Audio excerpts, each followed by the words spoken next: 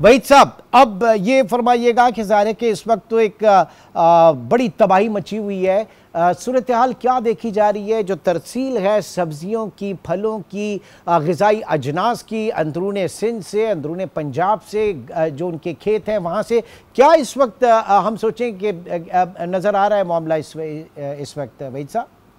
देखें जी, हालात तो बहुत बुरे हैं, इसलिए कि फ्लड भी आ रहा है, ऊपर से बारिशें भी हो रही हैं। अगर मैं सिंध की बात करूं, टमाटर की क्रॉप ऑलरेडी डैमेज हो चुकी है, और प्याज की भी मैंने इन्फॉर्मेशन ली है, तो सैलाब से वो भी कम से कम 50 से 60% डैमेज हुई। क्योंकि अभी जो पाकिस्तान को फीड कर रहा है प्याज, वो बलूचिस्तान कर रहा है, वहाँ पे कोई नहीं, मगर वो भी एक हफ्ते का बस सीजन खत्म होगा, तो पूरा जो सिंध की जो क्रॉप रह जाएगी पूरे पाकिस्तान को तो नहीं दे सकेगा। तो बात यह है कि हमारी जो खपत है 1.5 लाख टन से ज़्यादा है प्याज की, और जो टमाटर की है 40,000 टन है महीने की। तो आप ये समझ लें कि अभी हमारे पास क्रॉप नहीं है। तो मैं तो यही कहूँगा हुकूमत को कि फौरी तौर पे जो इम्पोर्ट हम करें, और जो पड़ोसी मुल्कों से, अफगानिस्तान और ईरान से जितनी ड्यूटीज, जितनी लेवीज, इसको ज़ीरो करें। क्योंकि फूड सिक्योरिटी के इशू और बढ़ते जाएंगे। क्योंकि एक तो प्रॉब्लम नहीं फ्लड का या बारिशों का भी प्रॉब्लम है, तो ये तबाहियां बहुत शदीद और प्राइसें भी शूट अप हो रही है।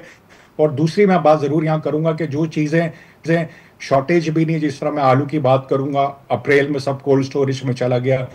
अदरक और लहसुन जो इम्पोर्ट हो रहा है पाकिस्तान में, उसकी भी प्राइसेस बढ़ रही है। मुझे वो नहीं समझ आ रहा वो क्यों बढ़ रही है। उससे फ्लड्स का कोई इम्पैक्ट नहीं पड़ा, ना बारिशों का इम्पैक्ट पड़ा। तो हमें जो सिटी की हुकूमत है उनको भी देखना चाहिए महंगाई क्यों बढ़ रही है। अगर इसको भी अगर नहीं किया, इसलिए कि हमारे जो हुकूमत के हाँ। पार्टनर है वो रमज़ान में जागते हैं पूरे साल में, तो अभी भी जाग जाएं कि ये जो प्राइस हैं शूट अप ना हो, लोग ठीक इसका है, यानी नाजायज फायदा उठा रहे हैं। प्राइस कंट्रोल अथॉरिटी जो है वो इस वक्त देखे इन चीज़ों को। और गवर्नेंस के हवाले से जो आपने कहा कि जो चीज़ें हम इंपोर्ट कर रहे हैं, अदरक इंपोर्ट कर रहे हैं, लहसुन इंपोर्ट कर रहे हैं, वो इफेक्टेड नहीं है इस बारिशों और सैलाब से, लेकिन उनकी कीमतें भी बढ़ रही हैं। तो यहाँ पे समझ लें कि ज़ख़ीरा अंदोज़ हैं या जो प्रॉफिट माल बनाने वाले हैं वो भी लगे हुए, उनकी दिहाड़ियाँ भी लग रही हैं।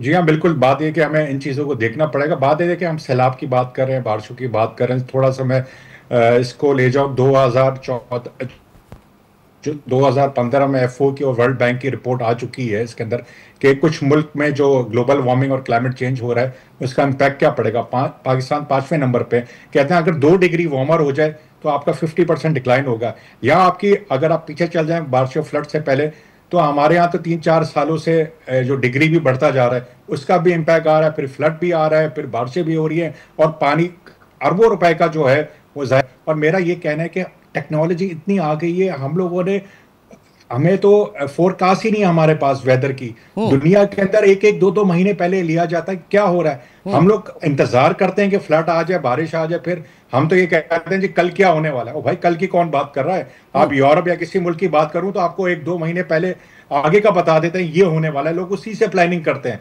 हमारे यहाँ, मैं आपको एक और मिसाल दूं, हेल स्टॉर्म जो होता है उसकी भी प्रोडिक्शन होती है। और हेल स्टॉर्म के अंदर अगर ऊपर से ज़्यादाबारी हो रही है, हाँ। नीचे से आपके पास ऐसे प्लांट है कि नीचे से उसको ऑन करते हैं, ज़्यादाबारी को टर्न इनटू पानी की तरफ हो जाता है कि क्रॉप डैमेज ना हो। तो मतलब कि हम कहाँ बैठे हुए हैं, हम किधर दुनिया में बैठे हैं 2025 में।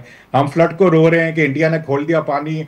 हमारे जो जो गवर्नर्स हैं, जो हमारी गवर्नमेंट है, उन्होंने क्या इंतजाम किया है उसके ऊपर। सही है, मैं मानता हूँ इंडिया से पानी मंगा और चीजें तो सिस्टम में लेके आए ना।